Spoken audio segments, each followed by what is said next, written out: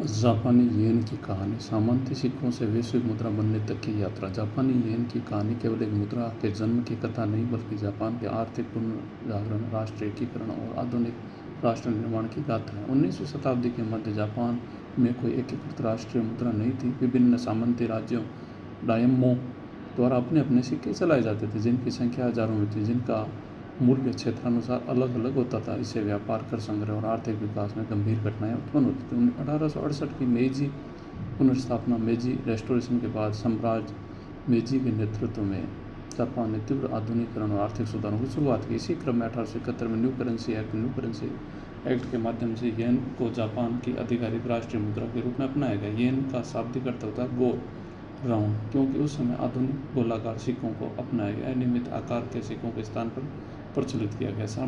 प्रारंभ में येन को दशमलव प्रणाली आधारित बनाया गया। इसमें 1 येन 100 सेन 1000 ऋण अर्थात निर्धारित किया। उस समय इसकी विनिर्माण सोने और चांदी दोनों के सिक्कों से जुड़ी थी, जिससे अंतर्राष्ट्रीय व्यापार को बढ़ावा मिला।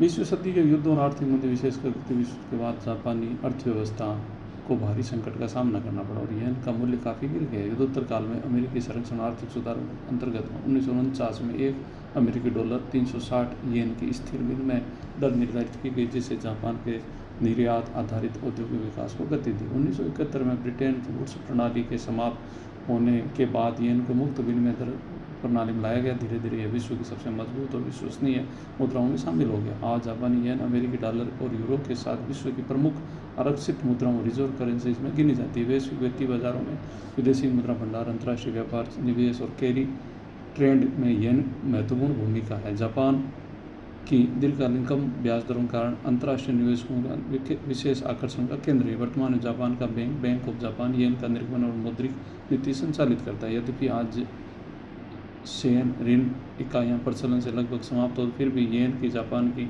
आर्थिक स्थिरता, तकनीकी प्रगति, वैश्विक वित्तीय विश्वसनीयता बनी हुई है। सामंती विघटन से आधुनिक आर्थिक महाशक्ति बनने तक आज के दिन जापान की यात्रा में येन केवल मुद्रा नहीं, बल्कि अनुशासन, सुधार, औद्योगिक क्रांति, राष्ट्रीय आत्मविश्वास जीवंत प्रतीक है, जिससे सिद्ध किया है सुदृढ़ मौद्रिक व्यवस्था किसी भी राष्ट्र के आर्थिक उद्यान की आधारशिला बन सकती है।